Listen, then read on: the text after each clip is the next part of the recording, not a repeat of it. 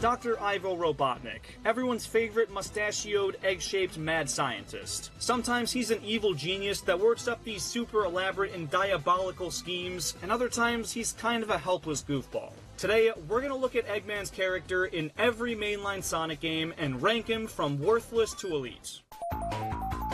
In the OG Sonic the Hedgehog, Eggman's after the 6 Chaos Emeralds and sends an army of robots controlled by little animals to stop Sonic from getting in his way. He shows up at the end of each stage as a boss and brings some pretty painful contraptions with him. It's a classic Dr. Eggman role, and belongs in typical bad guy tier.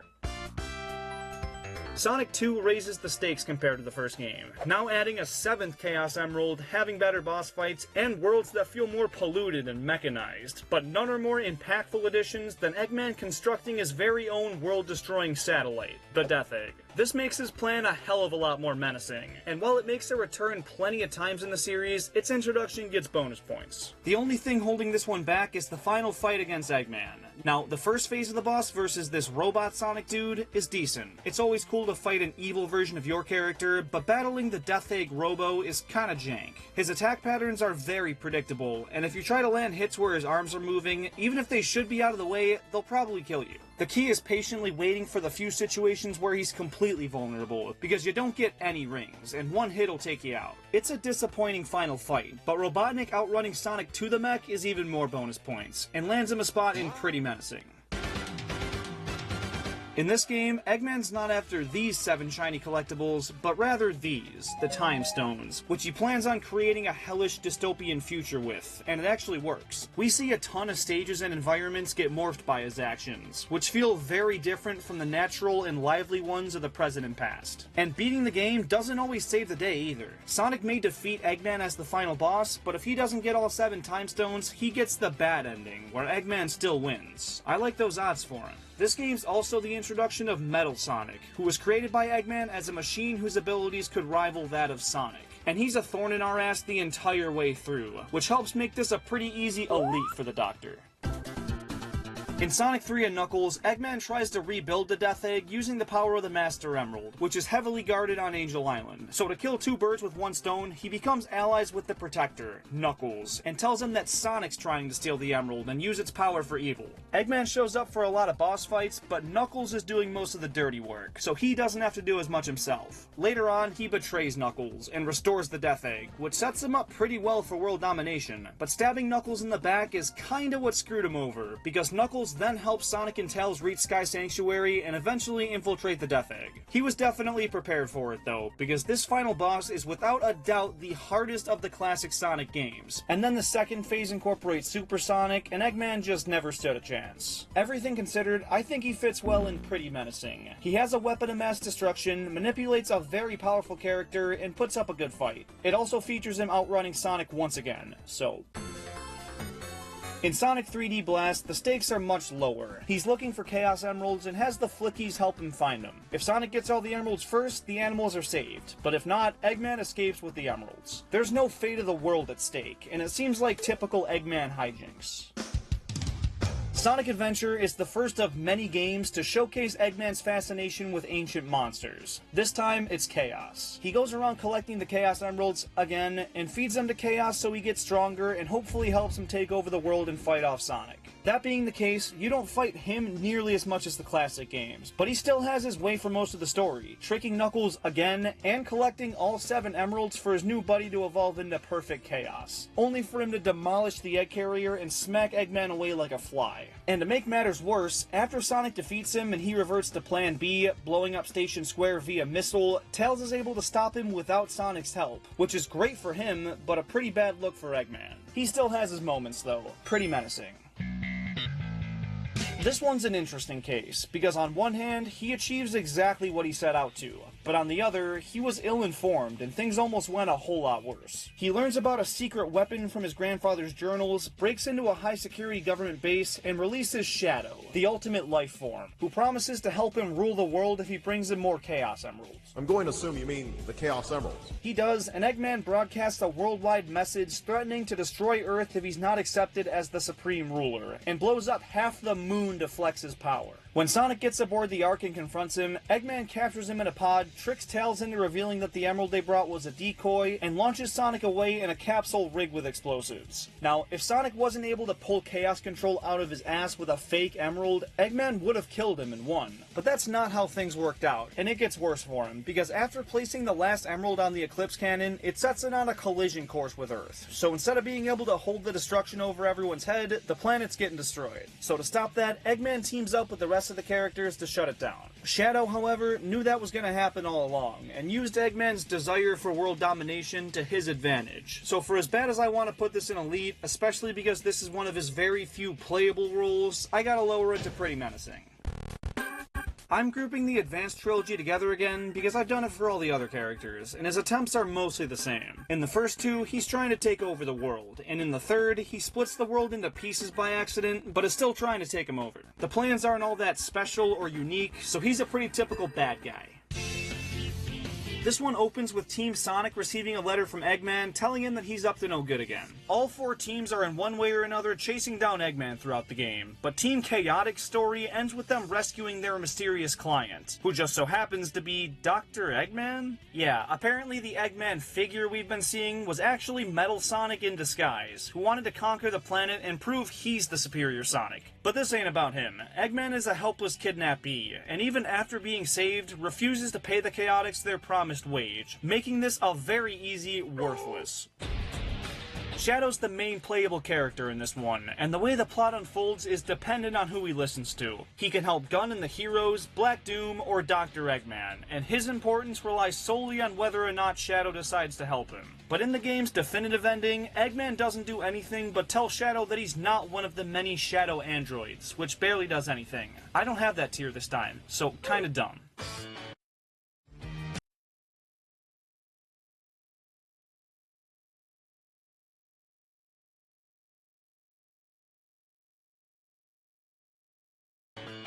In Sonic Rush, Eggman teams up with a version of himself from another dimension, and together, they try to collect the 14 Chaos and Soul Emeralds. Grabbing an Eggman from another dimension was a good idea, and one they'll surely not go back to again. But if there were two of them and they still couldn't outsmart Sonic, he's gotta be kinda stupid. What is that? In this game, he focuses his efforts on releasing another elemental monster, Iblis. This plot is super confusing and all over the place. At first he thinks he's Bowser and keeps kidnapping the princess, then he accidentally releases Mephiles, but his main goal of controlling the all-powerful Solaris bites him in the ass once again when it takes over the past, present, and future, and couldn't give less of a fuck about the Doctor. And in the most pivotal moment of the game, he's standing in the background helplessly with the rest of Sonic's pals, so kinda dumb fits him well. In Sonic Rush Adventure, the two Eggmen, team up and try to steal the Jeweled Scepter to control the waters and wind, take over Blaze's dimension, and build Eggman Land. They don't get far, and like I said for the first game, two of them, one mediocre plan.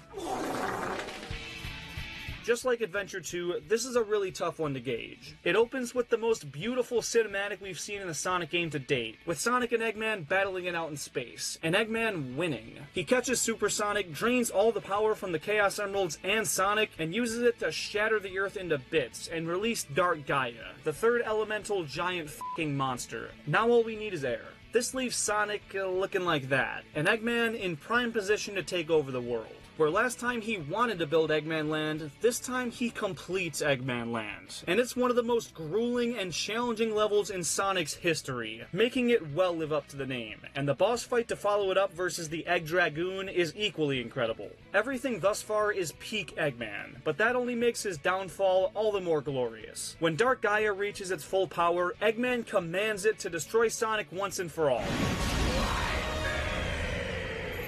Yeah, just like in a lot of these games, Eggman accomplishes what he sets out to, but loses control over the situation faster than, well, Sonic. And this one's no exception. But constructing Eggman Land was such an accomplishment, and smashing the Earth into pieces has to earn him a decent spot. So I'm still gonna give him a lead. The definition of insanity is doing the same thing over and over again and expecting a different result, aka Eggman in Sonic 4 Episode 1. He brings back past enemies and bosses, tries to make them better, and sends them at Sonic for round 2. Not his best work. Typical bad guy. Eggman's plan in Sonic Colors is unique. He builds an amusement park in space to hide the fact that he's exploiting alien races. And it kinda works until it doesn't. Sonic thinks he's up to something and realizes that, yep, he's enslaving wisps and trying to power another cannon aimed at Earth. It sounds really serious, but the more lighthearted tone of this one makes me see him as a lot less threatening. And for that, I'm keeping it in typical bad guy. Generations has modern Eggman teaming up with classic Eggman, and their combined brains and force still can't stop that puny hedgehog. At least the giant monster he's working with doesn't betray him, but still, if two of them couldn't do it, he's going below typical. This one, again, has Eggman bringing back old ideas. He revives Metal Sonic and rebuilds the Death Egg, now called the Mark II version. Yeah, same shit, different day. Typical. Sonic Lost World has Eggman controlling a new group of hostile creatures, the Zeti. He controls them with this conch thing, and since Sonic's a silly Billy, he smashes it to bits and causes the Zeti to turn on all of them. They take over Eggman's environment-sucking machine and want to destroy the world, not just threaten with it. So Sonic, Tails, and Eggman team up to stop him, but Eggman betrays them at the end and uses the power for his latest mech, which is destroyed like every other Sonic boss. I like that they went a new direction with this, but the writing is god-awful. And I don't think Eggman had that situation under control at all. Also, this big robot being his ultimate weapon felt derivative as hell, and looks no different than any other robot he's tried to kill Sonic with. I'd go typical, but the amount of unnecessary bullshit he went through for it makes me lean more toward the kinda dumb side.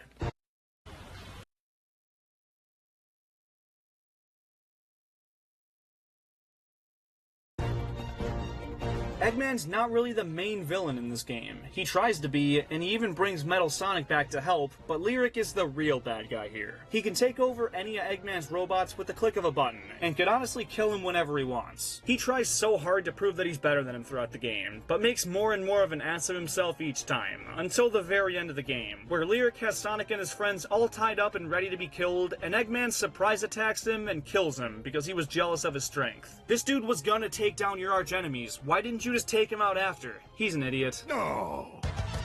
Despite this being a breath of fresh air for the Sonic series, Eggman's plan is pretty darn rudimentary. He finds some powerful jewel called the Phantom Ruby and uses it to send Sonic, Tails, and Knuckles back to older levels, where they chase down him and the hard-boiled heavies to make sure they aren't cooking up any evil schemes. But he still eventually takes over Little Planet, they beat him up, and it explodes. Typical bad guy shenanigans.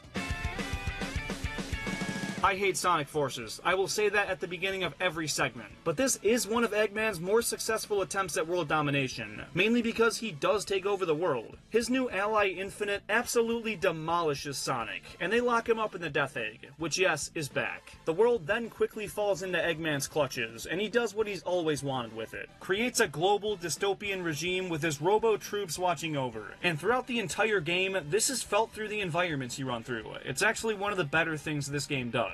Eggman really thought this plan through. Even after Sonic's broken out, he's got troops on him 24/7. When they destroyed the Phantom Ruby's power supply, he has a backup. Then he sends a f***ing sun at the Resistance to wipe him out. And even after that, has a pretty intimidating mech in place to stomp the Resistance. Even though he does lose in the end, the fact that he actually won for a while, and the sheer amount of backup plans he put in place, make this a pretty hard one to argue with. Elite.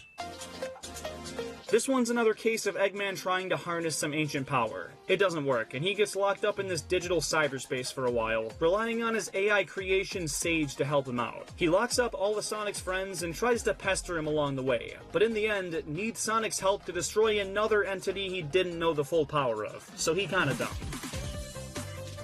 And last but certainly not least, we have Sonic Superstars, where he plays a pretty traditional Eggman role. Instead of the usual Death Egg, we get the Egg Fortress. He kidnaps animals, but this time some of them are big. This is pretty standard shit. And there you have it. Real quick, if you take your Nintendo Switch on the go a lot and wish it was easier to lug around, you gotta ditch that clunky old dock. It's bulky, flimsy, and really doesn't have a good reason to be. And Accelerate Gaming's portable dock is the solution you've been waiting for. It cuts the unnecessary plastic of Nintendo's and gives you a sleek, durable, and very portable alternative. And it's only $20, so if you want to enhance your Switch setup and support this channel, go grab one now and use code JeremyK to get an additional 10% off your order. There's a very limited amount of uses on that, so redeem it while you can. And if you disagree with me on any of the rankings in this video, leave your takes down in the comments. Thank you so much for watching.